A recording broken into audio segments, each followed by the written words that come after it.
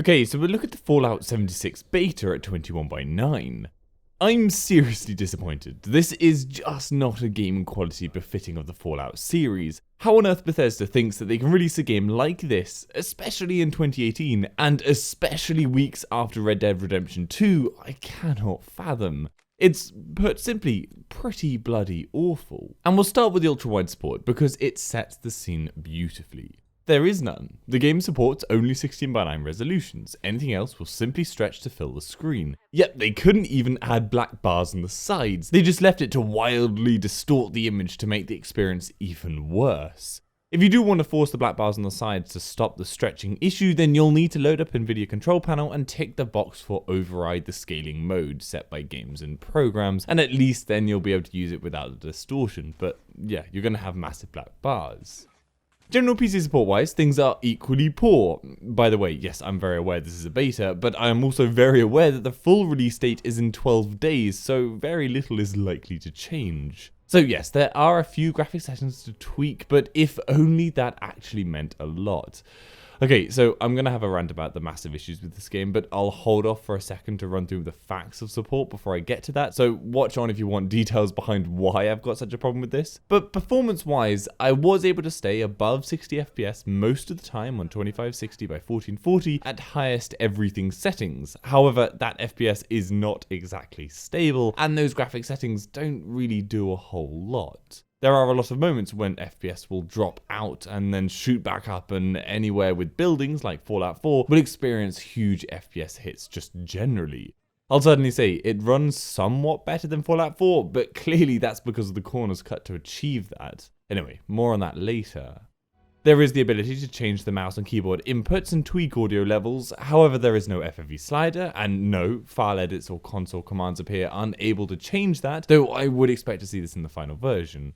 There are no anti-aliasing options, no way to limit FPS, no VSync options, you have to force that off in NVIDIA control panel as well. There's a game speed issue where it's linked to your FPS, so the higher FPS, the faster you move. And this has been an issue in a ton of Bethesda titles, and it is still an issue because, well, yeah, they haven't changed their engine significantly in years. What this means is I'd bet they just lock everyone to a cap of 60. I doubt they unlock the FPS and actually patch the issue, but just cut a corner and cap everyone as an easy, quick fix. Also, whilst you can change the mouse movement speed, the slider affects horizontal movement far more than vertical. So movement left to right might be fine, but looking up and down is massively slower. Why there is a discrepancy in this is ridiculous. Oh, and don't forget, whilst every other game knows it's 2018 and loading screens should be a rarity if ever seen beyond initially starting the game, Bethesda has yet to be told, because you'll still meet your fair share and they take a damn long time to get through. Okay, that's the support points over. I'll now talk about my opinion on this beta if you're interested, if not then just don't listen on. Let's start with the graphics. How does this game look? Well, simply put, pretty poor. Fallout 4 was already seriously behind the cream of gaming graphics back when it released, and little to nothing has changed from that game here. If you have any wish to defend the graphics, first, have a look at Red Dead Redemption, a game that only plays on consoles.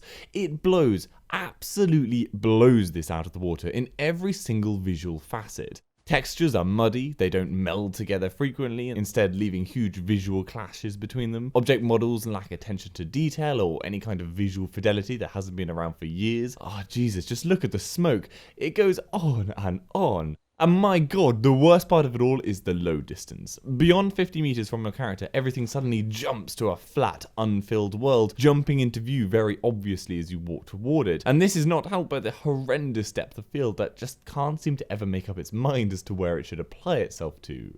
Furthermore, this is essentially Fallout 4. It's an expansion. Everything is literally the same from that game. All the objects, lighting, just everything has been copied over. Honestly, I could go for hours about how shocking this is, but I'll stop. Now, if for some reason you're wondering why I'm comparing this to Red Dead Redemption 2, and it should be pretty obvious, but I'll explain anyway. That game has released at the same time from a studio that Bethesda is easily on the same quality level as, telling a complex, huge story in a massive, supposedly immersive open world with supposedly gorgeous graphics to create a fantastic game. Yet Bethesda, whose title is on PC, pales in comparison, doesn't even warrant the comparison to a game that has only released on consoles, yet that console game blows it out of the water.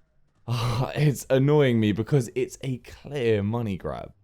And on the point I mentioned about the performance being better than Fallout 4, the reason the game is running better is due to the massive reduction in render distance. By simply restricting the ability to see anything in even the middle distance, you can make the game run a ton better, obviously, but the sacrifice is massive visually.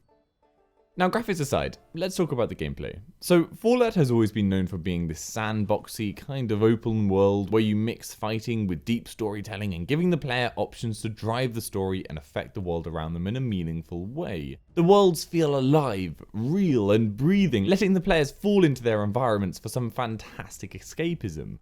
Fallout 76 decides that this is a little too much work to develop, and instead, why not remove every NPC, so no need to model and develop all those huge numbers of people like we always have before, and instead just say that it's better because everyone you meet is a real person, so it'll be even better to play.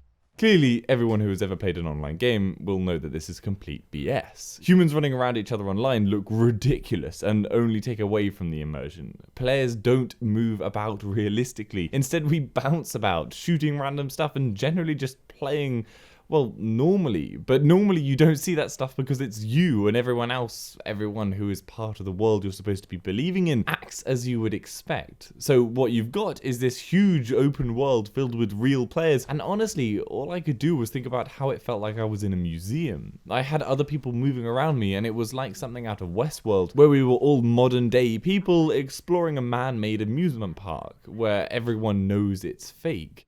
It's a shame because otherwise the world isn't half bad, graphics and online aspects aside.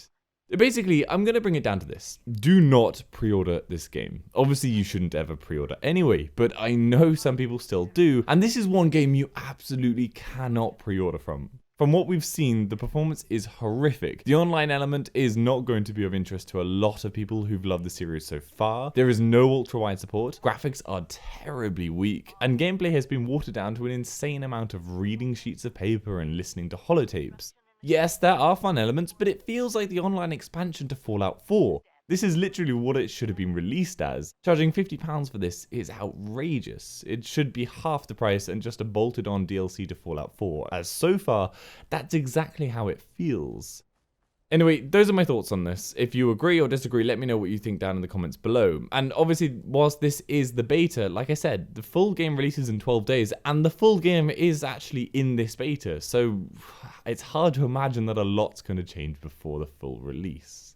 I'm going to give it a WAF score of, well, clearly 0. And I hope that gives you some information on how the game runs at 21.9. Give this video a like if you found it helpful, and subscribe for future info. For other games at 21.9, head over to my channel, the WAF website. Hopefully I've covered it. If I haven't, then leave a comment down below and I'll try and cover it. And if you'd like to support the channel, the links to my Patreon page are in the description, and Amazon affiliate links are there too.